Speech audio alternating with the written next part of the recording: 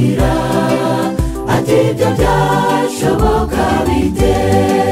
Yesu aramusubiza ati yaba waruzugusabye wamuhaye kwayo mazi akaguha ay'ubugingo, erega nunywa kuri ayo mazi ntuzagira inyota ukundi, kuko ayo mazi ari ay'ubugingo. Tebuka unywe kuri ayo mazi, erega nunywa kuri ayo mazi ntuzagira inyota ukundi, kuko ayo mazi ari ay'ubugingo. Tebuka unywe kuri ayo mazi.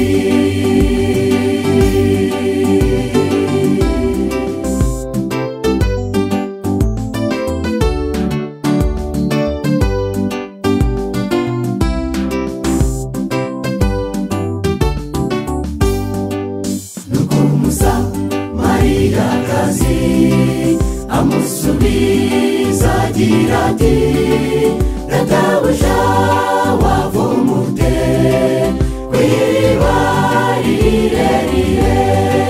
Mbese ayo mazi y'ubugingo umbwira wayakura he? Mbese urutasogokuru watwubakiye rino riba?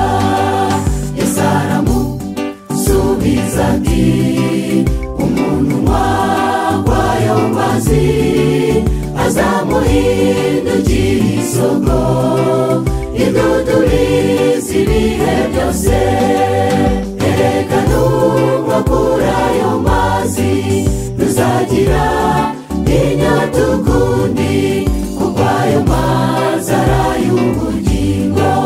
Tebuka unywe kuri ayo mazi, erega nunywa kuri ayo mazi ntuzagira inyota ukundi, kuko ayo mazi ari ay'ubugingo.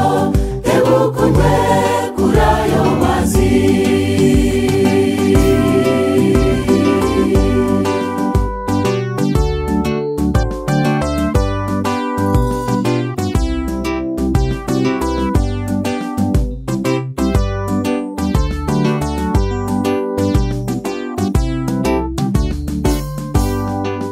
Databuja mpa kwayo mazi ntazongera kugira inyota, nkagaruka kw'iriba kuko aho mva ari kure. Yesu aramusubiza ati genda uzane umugabo wawe muzembahe kwayo mazi mutazagira inyota ukundi. Umugore yahise anyurwa abwiza inkuru y'umukiza aho yanyuraga hose, bamenye inkuru y'umukiza.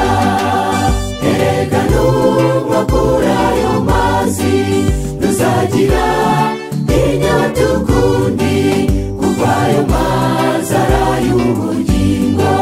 Tebuka unywe kuri ayo mazi, erega nunywa kuri ayo mazi ntuzagira inyota ukundi.